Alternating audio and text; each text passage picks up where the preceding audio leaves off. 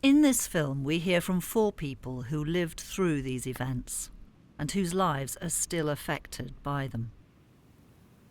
I'm the 4th bishop since things started going wrong here with Archbishop Penny, who resigned in '91. People had priests such a high pedestal. The church had such influence here in its schools and its hospitals, its orphanages. And all of a sudden, very quickly, all of that came tumbling down. There was a real breach of trust, loss of trust. And I would say also a loss of hope. People say, like, I believed all these things, did everything the priest told me and over the years, and and now look what's going on, huh? Who do I trust anymore? Who do I believe anymore? I think that was the reaction. In their faith shattered. And I would say from the 70s, perhaps the rate of practice here in Newfoundland, we're building churches through that time, was probably 80% or so. Now, at best, our rate of practice on a regular basis would be around 20%. In many of the communities, the word of the priest was law. And having listened to many of the, well, they're not young people anymore, they're middle-aged men who were abused by priests, the expression to be used, the priest was next to God. He was like God, and his word was law. What he said went.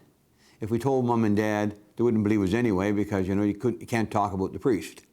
So it was that kind of an atmosphere that existed years ago. Of course, that is completely gone now. The diocese here gave $1 million to Memorial University to set up a chair of studies to deal with the whole question of abuse. With abuse, one time we thought it was a dirty old man lurking behind the bushes, but now we realize that it can be anybody. It can be your doctor, your lawyer, your aunt, your uncle, or your priest who is abusing. And I think we've begun to discover, too, that as a church, we need to be very cautious of who we accept into the priesthood. We're looking for men who are integrated, who accept their own sexuality and know who they are, and that there's no pathology there. We have a very strict protocol of how we deal with any case when it comes up, how it's handled, what the pastoral approach should be. So I think we have different things in place now which were never in place before. Many times it would be referred to the lawyers, and the lawyers would tell you, don't say anything, because it may go against you in a court of law. So there was never really a pastoral approach to it was all like, it done a legal approach and I say in a psychological approach. But now our method of handling it is much different. When you deal with the legal matters, it goes to a court, and then you have the problem not only with the legal matter, then you have the problem with your insurers, and who's going to pay, the church or the insurance company.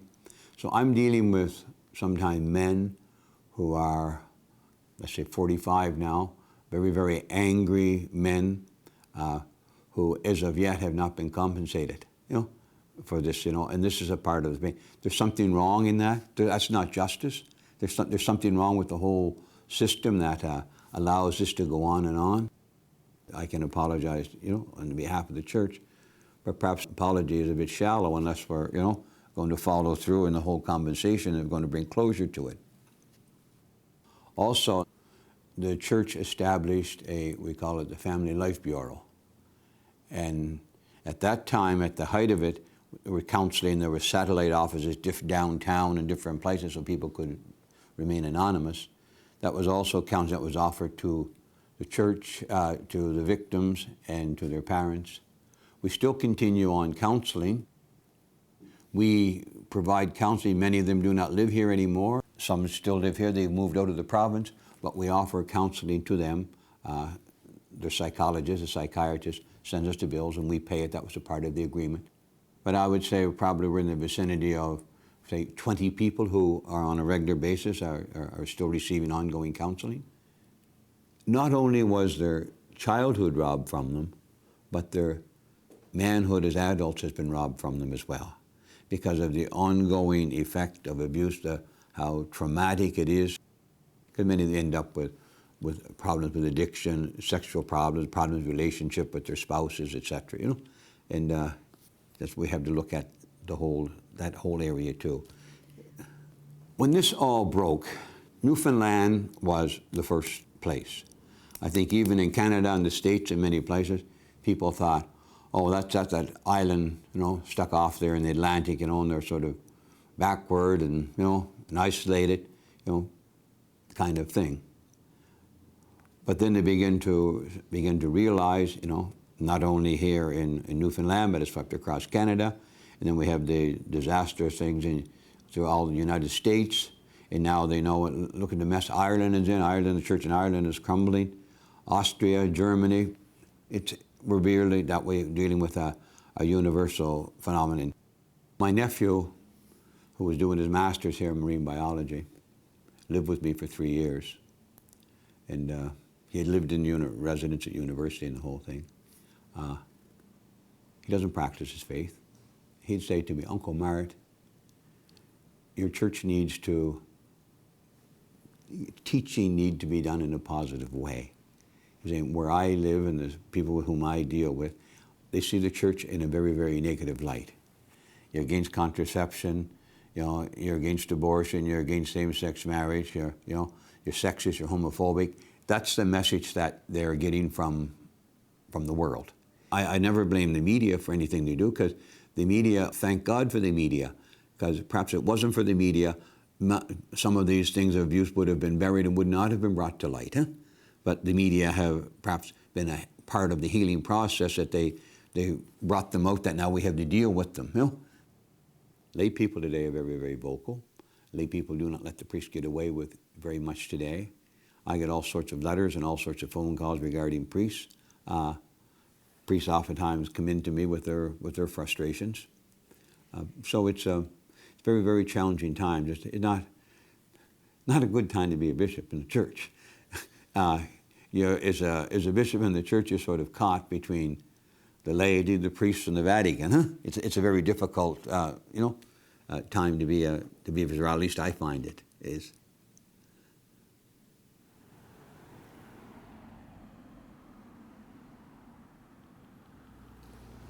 I'm a non-practicing Catholic. I guess I haven't gone to any other religion, but we've become known, I suppose, as the Maine Law Firm involved with cases against the Roman Catholic clergy. There have been a huge number of cases involving Christian Brothers in Mount Cashel, but we haven't been involved with those. The cases involving the clergy, I suppose we've represented maybe 90% of the victims. That's what I would guess. Since 1989, we've represented, I guess, somewhere between 100 and 200 victims.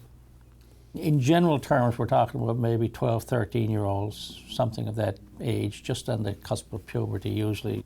The parents coerced the children to stay with the priest. The priest, by and large, in a lot of these small communities, had boys stay overnight with him to keep him warm or something like that. He was living alone in the rectory, so there would be some excuse that he needed some company, and some priests even said, oh, they were afraid of the dark, or they're afraid of being alone, to parents of these other people. So in a devout Catholic community, a small town where the priest is God, I mean, the parents actually felt honored to send their boy over to spend the night with the priest. And when some stories came back to them of what was going on with these priests, they weren't believed. In one case, a child was locked up in his cellar for 3 days after telling his mother that the priest had abused him. In most Newfoundland communities in the 70s, 80s, 90s, the priest was a God figure. And we had communities that were entirely Catholic. The whole town is one religion.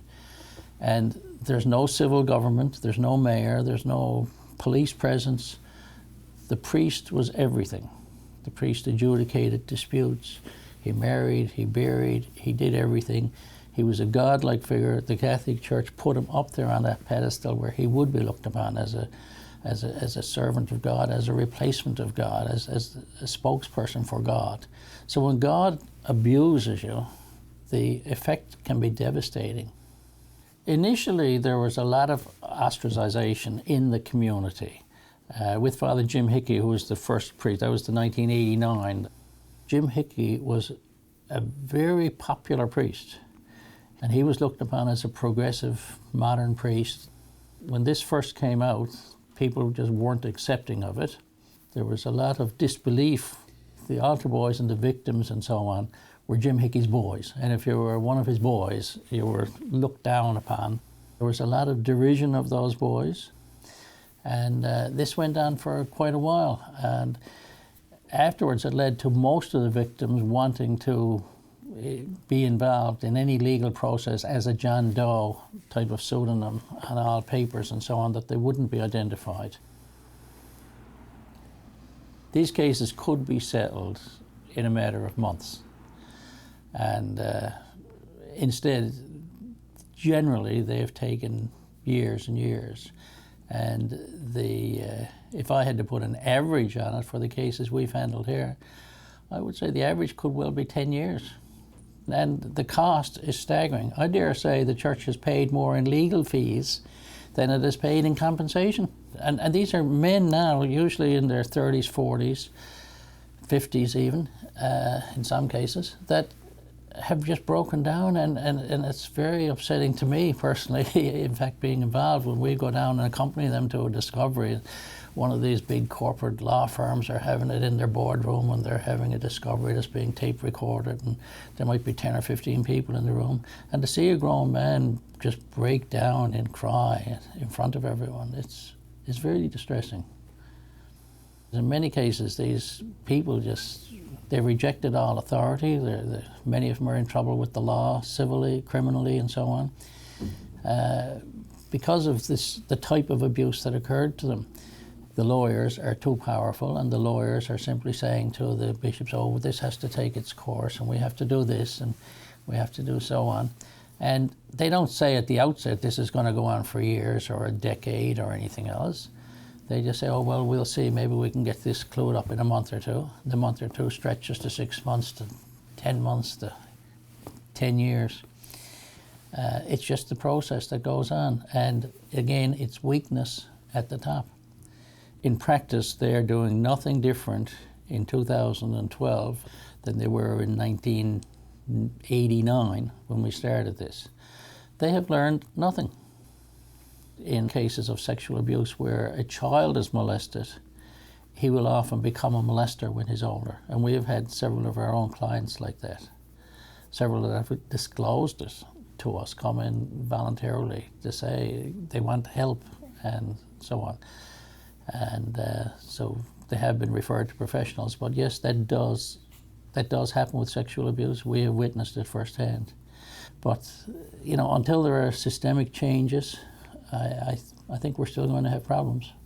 There we go. Come here and give me a big hug, Jen. There we go. There we go. Get your face in the camera. That's it, honey. No need to be shy around here. Mary, God love your heart. Mary, God love you. It's so good to see you. No, yeah. You're not ghosty, are you? As a result of the scandal, Father Paul Lundrigan must now divide his time between two parishes, including this one in the traditional fishing village of Petty Harbour. I went to the seminary in 1983 in Ontario and did a 4-year program plus 1-year internship in a parish here on the island. And near the end of my program, September of '87, I went into the seminary, and at Christmas time, I came home for a visit, and a very good friend of mine was here, which surprised me. He said, I was assaulted by Jim Hickey, Father Jim Hickey, he said, when I was a young fellow, when I was about 14 years old. It went on and off for about a year or so. And I've lived with that for a long time, And he said, I spoke to the police in Ontario. They've spoken to the police here in Newfoundland. I've made statements. I've been back and forth. And he was related to the bishop at the time. So he said, I went to see the bishop and told him about it. I said to the guy, why didn't you tell me? I mean, this was going on. You could have trusted me. He said, are you kidding? We went to an all-boys school where if you put up your hand to the teacher and waved it, they'd, oh, look, the faggot. Every little move was scrutinized and judged. It was mostly a joke, but everything was judged in those days, he said. I was frightened to death to say that a man was having sex with me. So I went back to the seminary in January, and the day after I got back, it came out on the news that Father James Hickey had been arrested and charged with so many counts of child sexual abuse. A phrase we, never heard about anybody before, yet alone about a priest. And so, Father, we ask that you send forth your Holy Spirit to sanctify these gifts of bread and wine. And a lot of friends of mine here were saying, you're not going to come back and become a priest in the midst of all this, because shortly after Jim Hickey was charged, then there was another priest. And as part of the ongoing investigation, there were 2 or 3 priests who were arrested at the time. Take this, all of you, and eat it, for this is my body, which will be given up for you. So I came home and was ordained as a priest in May of 1988. First couple of years I was ordained, we were having all sorts of public meetings in churches and in parish halls, school gymnasia, wherever we could gather large groups of people to talk about what was going on and how people felt about it, how we could respond to it. It was new to us, and we were stumbling all over the place, making mistakes galore. And, let's try to keep this as quiet as possible because it'll only give rise to scandal to the people and upset them too much. But it was on the news. And I listened to an awful lot of anger and an awful lot of venting. And I did have one woman at one point who jumped up in the middle of one of these meetings in another place I was at and screamed and said, how could you allow this to go on? Why didn't you do something? Why didn't you do something to stop this evil? And our children were being raped and you allowed it. Why didn't you do something? And I said, because I was the same age as they were. What were you doing? What were you doing while my friends were being raped? Just, well, you know what I mean. What was the church doing? I said, you're the church. I look to you. You're the church as well. I don't care about that fellow from Rome. I didn't expect him to do anything. I don't have much faith in him. I have faith in you people. What were you? And she said, you're right. I'm sorry. And I said, no, I just want to make a point. Each night, for weeks on end, a priest would be charged and his face would be put up on the news. Quite often there were connections made. Father, so-and-so, who was very good friends and was instrumental in organizing some big jamboree with Father X. Suddenly Father X saying, oh my dear Lord, my name was mentioned on the news with a man who assaulted children. And so suddenly priests were frightened to death to be associated with each other because how do I know you're not one of them? It took us a long time to rebuild trust in each other and to realize nobody really knows for sure. And avoiding each other is not going to help. That's only going to make things worse because if there is someone who is in trouble, if there is someone who could possibly become an abuser, we'll only know it if we're close to each other and looking for this now. I was at a meeting in a school, at a school council meeting, and one of the teachers said, so he's going to be allowed to wander our hallways, take children out of the class whenever he wants? And they said, well, no, not necessarily. She said, how do we know that he's a molester? And the principal at the time got very upset. You can't say that. And I said, actually, yeah, she can. And I don't like it, and I find it very insulting, but I think it's very justified, at least right now, because the reality is we don't know. And people are upset, and I'd rather people be a little insulting, and it did hurt me at the time. I said, I'd rather be hurt and insulted by this and know that children are being watched out for. I said, we've hit a crest now of suspicion and anger. And I said, we shouldn't be suppressing that. We should be learning from that. It's shifted now so that people are still angry about the issue and about the institution and the need to change the church and society, the way we do things. So there's still a great deal of anger about that. They're no longer directing it at individuals. Though not Catholic himself, Roger Grimes taught science in the Catholic school system before becoming the head of the teaching union, a minister for education, and eventually the premier of the province. Any educational offering in this province was offered not by the state, not by the government, but by the churches. And each church, each denomination ran its own schools. And when it got formalized to the government structure, all the government did was come in and fund what the churches were doing. So that's the history of education in Newfoundland and Labrador. That's exactly what it was like when I was growing up in the central part of the province around a paper mill town. In a typical Newfoundland family, 14 children from a Pentecostal family, which is one of the Protestant groups here. So the expectation was that we would go to a Pentecostal school because there was a large Pentecostal school in our area. And our mother was way ahead of her time in that respect, in that because we lived next to a school, walking distance, like I'm talking like 3-4 minute walk, right around the corner. Whereas the school that we were supposed to go to was a bus ride of about 40 minutes. And she just made a practical decision saying, it doesn't make any sense to me. And there was a lot of pressure on her from the clergy to say, why are you doing this? You know, you're a devout member of our faith. You're one of our best church members. You know, you really support what we're doing, but now you're taking your children out of our system. She said, but it doesn't make any sense. You know, my children are going to get as good or a better education in this school right around the corner.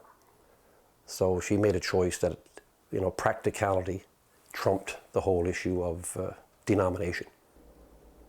I became president of the Teachers Union in 1985 to 87. I had a career then in the government that started in 1989. We were arguing that we were isolating people by denomination instead of bringing people together, and that we were misusing or not properly using very scarce funds, and it wasn't focused on quality of education. It was focused on allowing people to stay apart. But nobody was really getting brave enough to say maybe the whole system should change. Very few people in the public challenged it because it meant you had to challenge the authority of the church, and particularly the Catholic Church. The public disclosure about abuse in the system, which had a huge impact in terms of everything that I saw. It had a huge impact in terms of bringing to an end this deference to the church leadership. Before that, there was a complete, total deference. If the priest said it, that was it, end of discussion. But now, if the priest said it, I guess you could talk about it. A completely different dynamic emerged. It might have been 91 or 92 before Premier Wells at the time invited the church leaders in from the integrated system at this point. So the four groups, the integrated, the Pentecostal, the Roman Catholic, and the Seventh-day Adventist. He invited them into a meeting that I attended and indicated to them that we are going to start the process of instituting in Newfoundland and Labrador a public school system. We will no longer have a denominational school system. Well, they were shocked because a political leader had never said that to them before. And again, I think the normal, so they went out thinking they could engender the same support for themselves, and they went out and said they were against it, particularly in the Catholic Church, which was the strongest, most powerful lobby group against the government making the change. But to their surprise, I think, and probably dismay, the public reaction through letters to the editor, call-ins to open line shows, which we have here, radio shows, talk shows, and so on, were people willing to say, thank God, it's about time the government took some leadership on this. So we're offering a Canadian education because we can. And I don't sense any thought or any movement that people want to go back. None whatsoever.